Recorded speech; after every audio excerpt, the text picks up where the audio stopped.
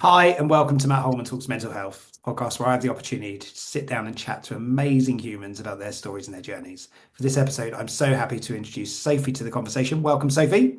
Hello, hello. Hello, hello. So very quickly, I'll just share how Sophie and I got to this conversation, and then I'll let Sophie do a proper introduction to herself. We have known each other for a few months, actually, and it sort of all started around the beginning of the planning for the Basingstoke chapter of the Baton of Hope. So I'm sure the Baton of Hope will be a part of this conversation today as to what and why Sophie was involved in that as well. But we got friendly during those conversations, and we've seen each other a few times since then at a place called the Chatty Bench in Basingstoke in Festival Place. And it's just lovely to sort of catch up and engage. However, as I always say to people on these podcasts, one of the things that I don't know is your story or your origin story or your journey. And that's why Sophie's here today. So we're going to hear a wonderful story from Sophie. Thank you, Sophie, for joining me. Little introduction from yourself.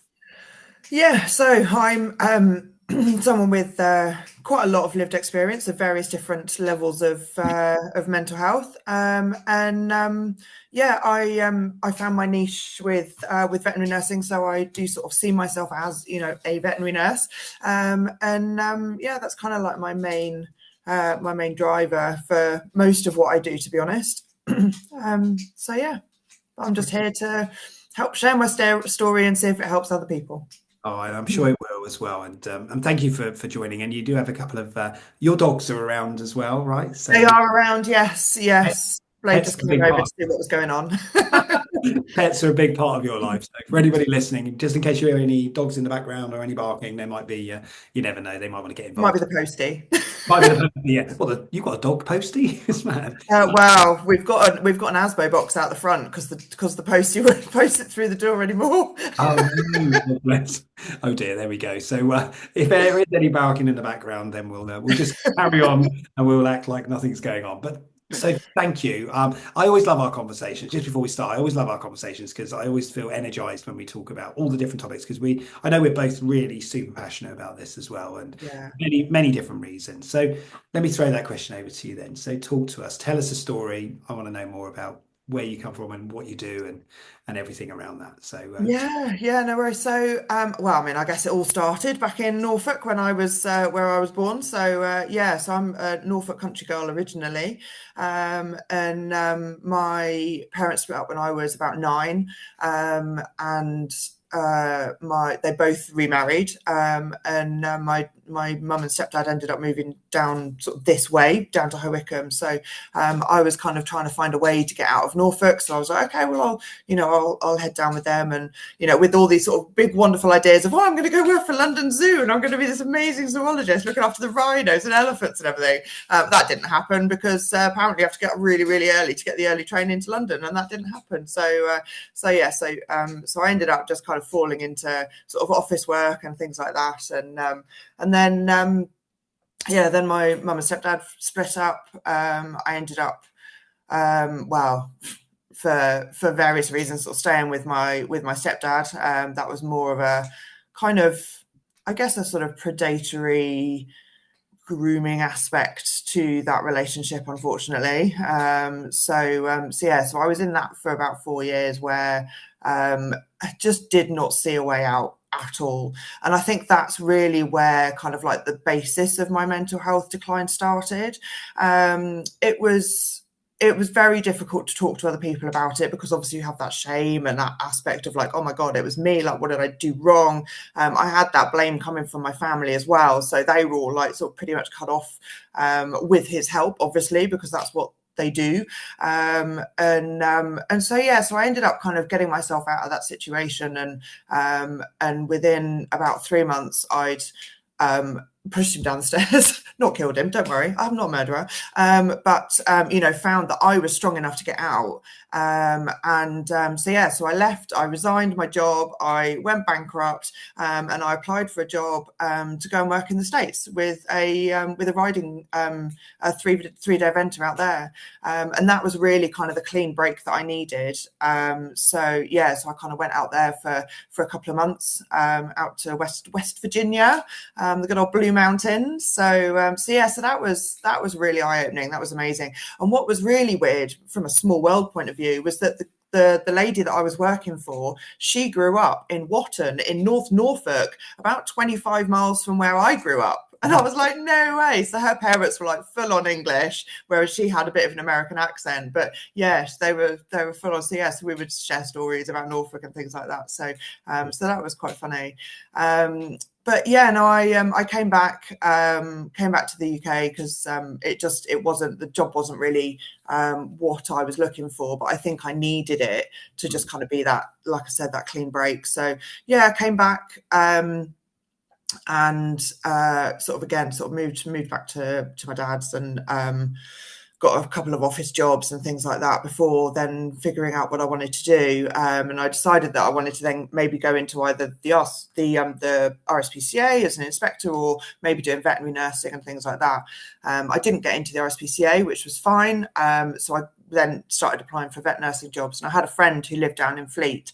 And when I didn't hear back from any of the Norfolk-y based vets, I was like, oh, if I apply down there, would I be able to come and live with you? And if you've got a spare room. And he was like, yeah, fine, absolutely fine. And by that point, I'd got my first dog, Barney. So I was like, can he come too? And he was like, yeah, fine.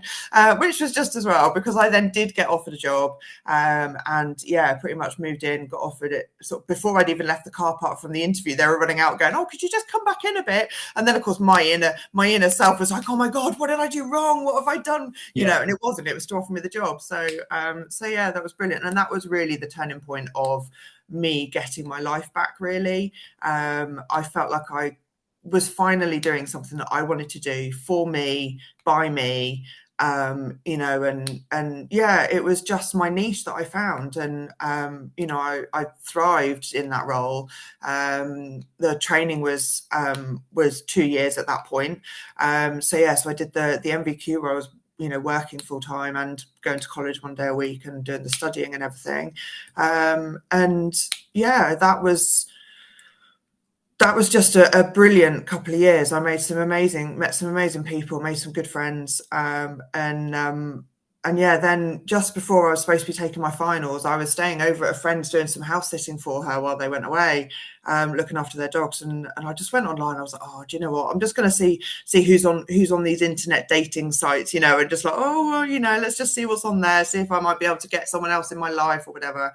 And that was when I had a message from my now husband, Lee. Okay. So he reached out. He liked my profile picture with Barney, obviously, my little chucky lab at the time. So and we got chatting, and within about 2 months we were solidly together. I'd moved in with him in Hungerford, so I was commuting from Hungerford to Farnborough, which was a trek. But yeah, then passed on my qualification and got another job more locally, and yeah, just sort of carried on with like that for a while, to be honest, which was really nice. And then what happened next? Well, I guess what happened before I met my husband was that my brother died. Right. He died. I say brother, he was my stepbrother, but he'd been with me more than he hadn't, if that makes sense. So, he was very much kind of like a part of our growing up life. And he died base jumping in Switzerland in 2009. It was about 6 months before I met my husband.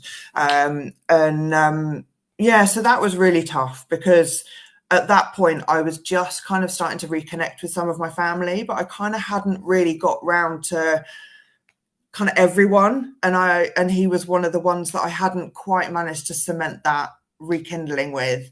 And I remember being sort of pretty upset that he didn't know that I still, he was still my brother and I still loved him, and I still, didn't want anything to happen to him. But actually, one of the saddest things that I found was that he hadn't finished the final Harry Potter book. And I was like, oh my God, he'll never know what happens. Right.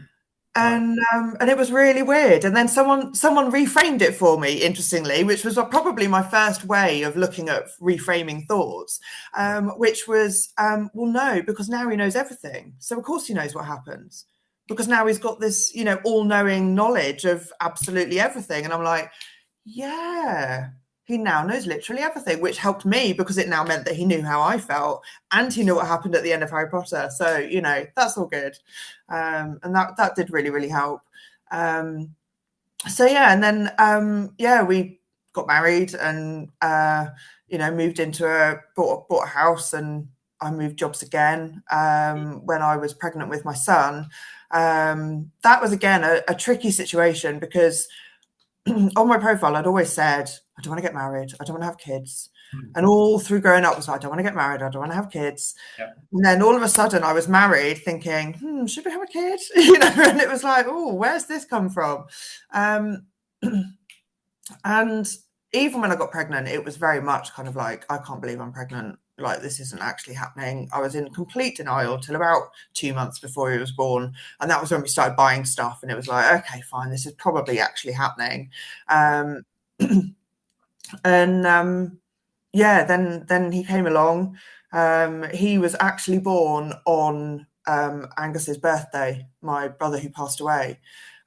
So he's got that link with him Yeah. without even knowing him, which for me was at the time was like, oh my God, he's going to be born on his birthday. He's going to, take that shine away from him. He's going to he's stolen his birthday. And I was like, really? Has he?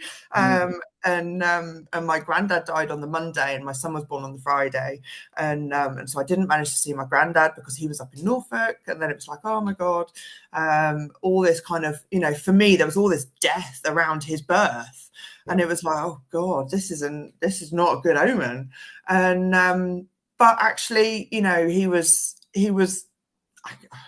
I say he was the shining light he helped a lot of people in that week. My nan especially was very much, kind of so excited that he was born. My dad was very much kind of philosophical of it's one in, one out, and things like that. So it was like, all right, fair enough. um, but I really struggled with him from pretty much, I say pretty much day one. Um, I I didn't know how to look after this little thing that was like 100% reliant on me. I know I had the dog and he was 100% reliant on me, but it was in a different way. And he had some troubles. He had an undiagnosed tongue tie, and he also had an undiagnosed, what we now know was a milk allergy, but we didn't find that out until about 10 months after he was born. So that first year was hell. It completely broke both me and Lee in a way. I ended up being diagnosed, I think probably at about 6 to 8 weeks after he was born. I was diagnosed with postnatal depression, which wasn't, depression for me wasn't a unique thing. I'd had periods of depression before, like when my brother died, but I very much was like, I don't I don't want to have postnatal depression, so I think I hid it. Yeah. And then it was only when it got really, really bad that I was like, no, actually, this isn't working for me. Yeah, it got to a point where it was very close to me, kind of like, well, to put it bluntly, chucking him at a radiator for not stopping crying, basically. Lee came home and I was in tears, hugging him as tight as possible because I knew that if I didn't hug him as tight as possible, I was going to release him into the world, like literally. And after that, yeah, we were like, okay, right, well, okay, if I do anything with work, maybe you should come with me, maybe we should do this together. Which was fine because we did have that flexibility to be able to do that. And then when I went back to work, that did change things a lot. And I think part of it, looking back, is that I struggled with my identity at that point. I'd qualified as this vet nurse. I'd been a vet nurse for so many years, and then all of a sudden, I was this mother that I didn't really want to be, but I suddenly was, not doing a very good job, in my opinion. And sort of really struggling with who I was again. So when I went back to work, I ended up going back to an emergency centre out of hours, which worked really well because I was able to work nights and then look after Ben during the day and then work another night, things like that. So, and the interest for me with the emergencies was right up there. The variety and the ability to chat to people, like really proper deep chats at 3 o'clock in the morning, sat with a critical dog. It's surprising how quickly you get to know people like that. And yeah, I sort of really found my people, and yeah, I was there for about 10 years. And in amongst that time, I had cancer. I had malignant melanoma on a mole up on my forehead, which was there from when I was born, which is really unusual apparently. So I'm a little unusual case, which we all know. You're So, unique. pardon? You're unique. Unique, just like everyone else. Yeah, so that got taken away. That was fine. That all went, and then it didn't, and then it came back during COVID. COVID was brilliant for me when we were working because everyone stayed outside. They dropped the animal at the door. We then dealt with the animal, and everything else was over the phone. So it was great because all we saw was animals, which was brilliant. We loved it. But yeah, my cancer came back in my lymph nodes, so I had that out as well. And then because of the treatment that I was on, I ended up with a PICC line, and the PICC line was it was, I think, the final straw for my mental health. I basically was at work, but unable to do all the aspects of work. So I had someone on shift with me to sort of shadow me so that they could do like the holding of the animals and the restraining of animals and things like that, holding them for bloods, picking up things that were heavier than I was allowed to pick up. And that really took my identity even further. So even though I was still a vet nurse, I was now Sophie the vet nurse with cancer, Sophie the cancer patient, and I didn't want to be this person. I wanted to go back to not having it, as everyone probably does. And it all came to a head towards the end of my treatment, where I just decided that there was no point on me being on this treatment. It was clearly going to come back again and take me, and I'd just be saving everyone the trouble if I just left everything behind and just took my own life. That would be so much easier. And so, yeah, there was a very well-timed conversation with my GP. They knew that I was struggling, and they arranged for a paramedic to come to the house when I got home, and they took me to A&E and assessed me, and I was then hospitalised. And that was where I met our good friend Lara, bless her little heart. And yeah, we bonded a lot in those. I was there for about 6 weeks, came out just before Christmas, and then lived with a friend for 3 months while I sort of, built my life back up and figured out what I was going to do. And I decided I was going to come back to the family home. And so I did. And I've been working on sort of, full therapy ever since, really, with, sort of more sort of challenging. So rather than just talking therapy, which is what I was doing before, this was now sort of psychotherapy, where it was properly getting deeper. We've started doing EMDR and things like that as well, which is great because it really helps to challenge those core beliefs that I have from childhood, and all of the aspects that I've built around myself, and all of the kind of the beliefs that I have around myself and what I deserve are skewed completely by other people's versions of me, and other people's voices in my head. It's not me being true to myself. And so that's been really eye-opening. And it's funny that I look back at me being this sort of teenager going, I don't want to get married and I don't want kids and things like that. But actually, when I look back at the people in my life and the opportunity that is open to me in terms of the therapy and being able to actually now focus on the things that are deeper inside me, it all came down to Ben. It all came down to my son.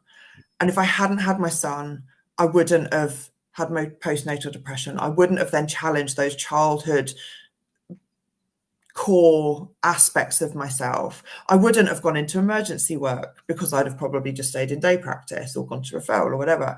So then when I look at the people that I met through my emergency work and all the people that are now really, really important in my life, a lot of it is through that. And so, yeah, a lot of it does come down to him. And so actually, I didn't want to be a mum, but actually it was probably one of the best things that I could have done for myself in the long term. And yeah, he's going to be 13 this year. So, we've done well. We've done well. He's got here. Yeah. Well, I'm sure something news coming along the line, right? But dear, Yeah. what But yeah, so I'm now focusing more on my mental health. And actually, when I do look back, I was diagnosed last November with combined ADHD, which they believe was there during early childhood. And when I look at where I struggled in childhood, it was with emotional regulation, executive dysfunction, overwhelm and overstimulation, and all of those aspects were there throughout. And it's all of those aspects that have created this other, this other people's version of me, that I'm dramatic, that I'm confrontational, that I'm, argumentative, that I, can't make decisions and things like that. But I can, just in the right environment. And I am confrontational because I call people out, because that's something that ADHD people do, isn't it? We kind of buck that trend and don't let people get away with their BS, No, so you don't like any injustices. exactly. I don't like injustice. I don't like unfairness. Yeah. And yeah, so it is all of that. And actually, now that I've been diagnosed, I think it's an eye opener for me to now be able to go, okay, right, I've got this. It is actually real. It's not in my head. Well, it is, but it's not. And how can I help myself with it? How can I now move forward? And part of me doing that is also so that I can help Ben, because he has some level of neurodivergence as well, and so being able to go, look, this worked for me, this didn't work for me, shall we try this? Do you need that? And I'm able to ask him, what do you need? And so we're kind of learning it together, really, at the same time. So I love that, and I think you're right. And I talk a lot, when I train with people, about growing together. Because there's so much we don't know, and actually, when we work together, or we learn together, we can grow. What's going, and you know what, I'm really, I hate saying the T word in this session, the time word. Your story is absolutely incredible, but what I love is that you very much are aware of where you are now. yeah, Been through a whole journey, and I was listening when you said about, your son's the sort of the key point of all of that, and it's, yeah.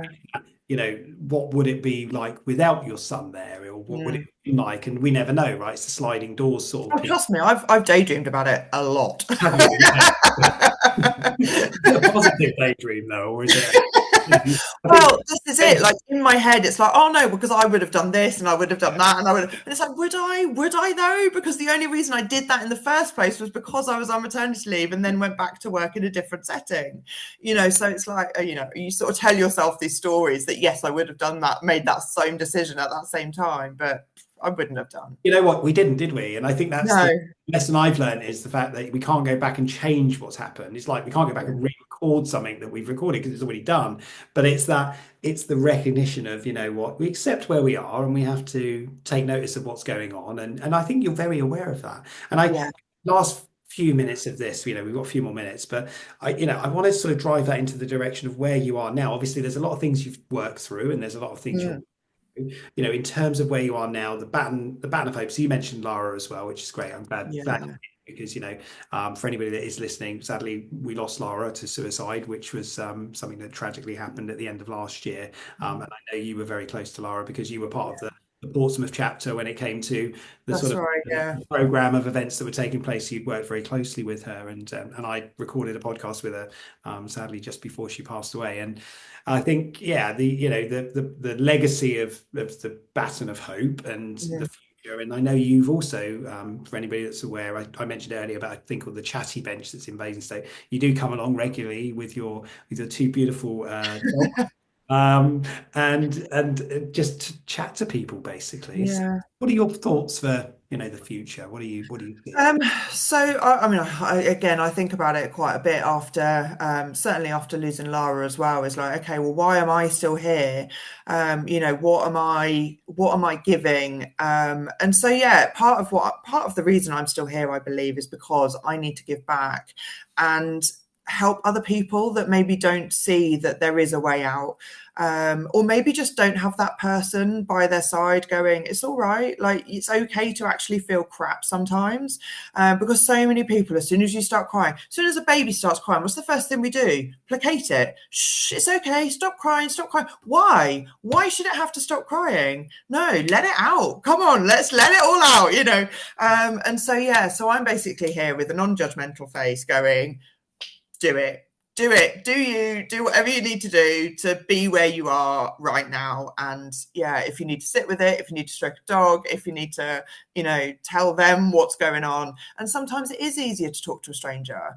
How many of us actually open up to our partners or our close friends, about the really bad stuff. I mean, the only reason I have friends that I can do that with is because I have those 3 a.m. conversations, where we do open up, and we went deep, like in all of those situations. And so I know that even if it's just a surface level, I can text someone and go, yeah, this has happened today and it's awful. And they know that they can do that with me as well, which is great. So yeah. I know, just very, very quickly, an experience that we both saw actually was when we were at the chatty bench one day, and I remember a lady coming up and Yeah, that was just before Christmas, wasn't it? yeah, just before Christmas, and I don't know if you want to say anything about that, but yeah. Yeah, that was something that it really sits with me actually. And like we said at the time, it was only like about 10, 15 seconds interaction. But she basically came over, started stroking one of the dogs and was like, "Oh, what are you here for?" And I basically said, "I'm here to just say that Christmas is not a happy time for everyone, and that it's okay to not feel okay right now. I don't particularly enjoy Christmas for various reasons, and it's okay for other people not to." And her whole face just creased up and she burst into tears. And it was almost like they were the words that she's been waiting to hear for however many years or however long. And for that 1 second, she felt completely validated and completely seen. And it was suddenly okay for her to not be okay. And yeah, we had a hug. She wandered on her way, and that I don't know who she is. I don't know what her story is. I don't know what her life is, but that she needed that. And yeah, and I will always remember that. I'll always remember it. Oh, and me too. I felt, I always think I'm very privileged when I hear people being honest and truthful and open and Yeah. showing emotion and, and yeah, just being there in that moment. You were the one that was engaged with her in terms of the chat. I was just literally stood next to you. I think I was holding one of the Yeah, dogs. yeah. But it just is so powerful. And I think that's that you mentioned about giving back. And I think those Mm, are small things, albeit they're not huge and grandiose, but actually the small things are the ones that make the difference. yeah. That's what I feel with this stuff. It's that we can just have those small little engagements, those small little conversations, and you just don't know what that means to that person on the receiving end of it. Yeah, and I think that one of the other things that I've learned through the ADHD is that a lot of the time I've been seen as competitive, because if someone told me a story, I'd then tell another story similar from my point of view. And a lot of the time that's like, well, all right, okay, yours was Right. worse, and it's like, no, I'm trying to show you that I know how you feel. And now that I know that's an ADHD thing, I look back at all the conversations where that's happened. I'm like, that's what I was doing. Now I know that's exactly what I was doing. And so yeah, that was so validating for me. And so now I am aware of it, and I'm aware that not everybody wants that competitive story, but I can still be honest about saying I know how you feel. And if they want to hear the story, they can, but they don't always need to. So yeah. So good. Well, you're an amazing human with such great levels of empathy and compassion for others. You do have a lot, but you know what? people have stories, and it's nice sometimes to be able to share things as well. And that's Yeah, been an incredible sort of experience for me to listen to. I've learned so much about you that I didn't know, and we have really funny. For anybody listening, if you hear the conversations we have before we go on recording, you think, "What the hell's going on?" It's quite yeah. talking about many different things, which all went off on different tangents. So I guess that's how some of our brains work. I love a tangent. We work well with tangents. Yeah, there's no such thing as a straight line conversation in our world. Way. Thank you so much. I will just pass over to you one final thought, which is, Mm. if you have a quote or something that you live to, or a motto, or anything that you love and inspires you or motivates you. It's one of my favorite topics, really. I'd like to know what sort of drives you, what gets you up in the morning. Is there anything? There Just are there are so many kind of inspirational quotes that I've heard over the years. Um, but I think that the one thought that kind of helps me keep working on myself is when someone says, you need to be kind to yourself because you're the only person you'll ever be. You'll never be anyone else. No one else will ever be you. So you've got to do it for you. And so yeah, I guess it is the whole, yeah, you do you. you do you. You do you. I'll You do do me. you. You do you.